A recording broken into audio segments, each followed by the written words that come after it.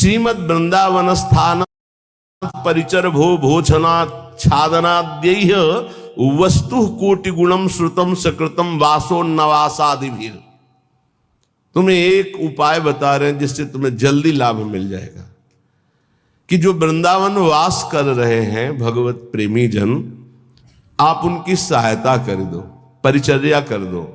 भोजनाच्छादन यदि उनके जल की व्यवस्था, भोजन की व्यवस्था, वस्त्र की व्यवस्था, वास की व्यवस्था, वस्तु कोटि गुणम श्रुतम सुकृतम वासोन्नवासादि भी। वस्त्र है, अन्न है, जल है, व्यवस्था उनके रहने की। तो बोले जो ऐसा करता है तो अन्य जगह से करोड़ गुना बढ़कर उसको यहां लाभ मिलता है। वस्तु कोटि गुणम श्रुतम सुकृतम, सुकृतम माने तो पुण्य। जैसे आप गांव में अपने 50 को भोजन पवावें और फिर संगम प्रयागराज तीर्थ में जाके भोजन, तो बहुत बड़ा अंतर हो गया। फिर काशीपुरी में, द्वारिकापुरी में, अयोध्यापुरी में, मथुरापुरी में, कांचीपुरी में, अवंतिकापुरी में, इनमें पवाएं तो उससे भी बहुत बड़ा अंतर पड़ा, बड़ा लाभ मिलेगा। लेकिन श्रीधाम वृंदावन में यदि वास करने वाले जन हैं, उनको भोजन है, वस्त्र है, उनके वास की व्यवस्था है, तो वस्तु कोटि गुणम श्रुतम सुकृतम वासोन्नवासादिभिः परिचर भोजनाच्छादनाद्यैः। उनकी परिचर्या, उनकी सेवा, भोजन है, जल है, वस्त्र है, आदि आदि जो उनकी वास में सुविधा देता है, बोले करोड़ गुना उसको लाभ हम प्राप्त होता है। वस्तु कोटि गुणम, 1 रुपया का करोड़ रुपया। ये किसको? जो अपनी वस्तु दान करता है। दूसरी बात, जो ये मान के कि प्रिया प्रीतम प्रभु की दी हुई वस्तु प्रभु के जनों में लग रही, तो उसे भगवत प्रेम प्राप्त होता है, उसकी नाम में रुचि हो जाएगी, उसकी प्रिया प्रीतम के ध्यान में रुचि हो जाएगी, उसकी भगवत चर्चा सुनने में रुचि हो जाएगी। वस्तु वही दी, फल 2 हो गए। एक हो गया प्राकृतिक फल, 1 रुपए का 1 करोड़ वापस मिलेगा, और एक हो गया कि वही वस्तु दी और भगवत प्रेम मिलेगा। नाम में प्रीति, धाम में प्रीति, लीला में प्रीति, प्रिया प्रीतम में प्रीति। पर एक अपना मान करके अर्पित करता है कि ये मेरी संपत्ति मैं दान कर रहा हूं, तो उसे करोड़ गुना बढ़कर मिलेगा। और एक तो दियम वस्तु गोविंदम तुभ्यमेव समर्पये, हे प्रभु आपकी दी हुई वस्तु आपको समर्पित कर रहा हूं, इससे उसे भगवत आराधना में रुचि प्रकट हो जाएगी, जो अत्यंत दुर्लभ बात है। यदि वो वृंदावन वास नहीं करता और वो वृंदावन वास की व्यवस्था करता है, वृंदावन वासियों की जो विरक्त भाव से वास कर रहे हैं, जिनके जीवन का उद्देश्य प्रिया प्रीतम है, उनके वास की व्यवस्था में कुछ सहयोग करता है, तो बोले तीर्थे वासी तुम स्वयं ही तरति द्वौ सा यत् तारयेत, उसको डबल लाभ मिलता है। क्या? वो स्वयं तरता है, अपने परिवार को भी तार देता है। वृंदावन वास नहीं हो पा रहा तो भी उसे वास करने वाले से बढ़कर लाभ मिल रहा है, क्योंकि वास करने वालों की व्यवस्था कर रहा है वो। पर देखो 2 प्रकार का लाभ होता है, एक होता है लौकिक लाभ, एक होता है पारलौकिक लाभ। यदि आपने पारलौकिक लाभ का संकल्प करके संतों की सेवा शुरू की है तो खेल कुछ और होगा, जिसे तुम पहले समझ लो। और अगर लौकिक लाभ के लिए शुरू किया है तो खेल कुछ और होगा, उसको पहले समझ लो। एक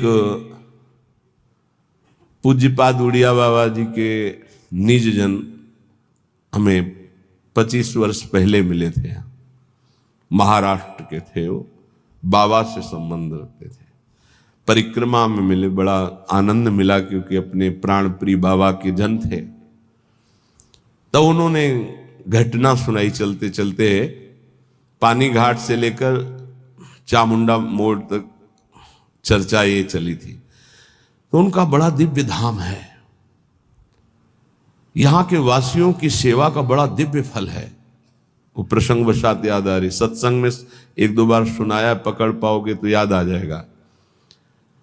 तो एक बड़े धनी मानी दिल्ली के जन थे, घटना थी, फैक्ट्रियां थी, खूब धन, अकेला लड़का सब। तो उनको कहीं संतों के संग से बात लाभ की सुनने को मिली कि वृंदावन के विरक्त रसिकों का अगर सेवन किया जाए, सेवा की जाए, परिचर्या की जाए तो बहुत जल्दी लाभ मिलता है। तो उन्होंने प्रार्थना की वृंदावन में आकर कि कैसे सेवा की जाती, मुझे तो पता ही नहीं। तो उनका संतों को निमंत्रण दो और सुंदर भोग पवाओ, और उनको वस्त्र है, भेंट है, जो उनका आप कर सकें, फल फूल। अच्छा ऐसा। तो उन्होंने पूछा कि आप चाहते क्या हो? तो उनका भगवान की प्राप्ति। बोले होश में बात करना, आप जो बात कर रहे हो बहुत बड़ी बात है, पीछे मत हटना। तो उनका प्राणों की बाजी लगाकर, भाई इस बात की पूर्ति के लिए हम तैयार हैं कि मुझे भगवान चाहिए।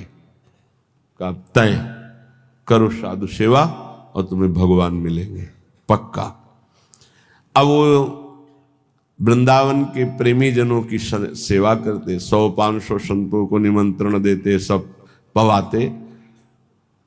धीरे धीरे इतना संतों से प्रेम हो गया कि प्रार्थना की कि दिल्ली में हमारे घर को पावन करो।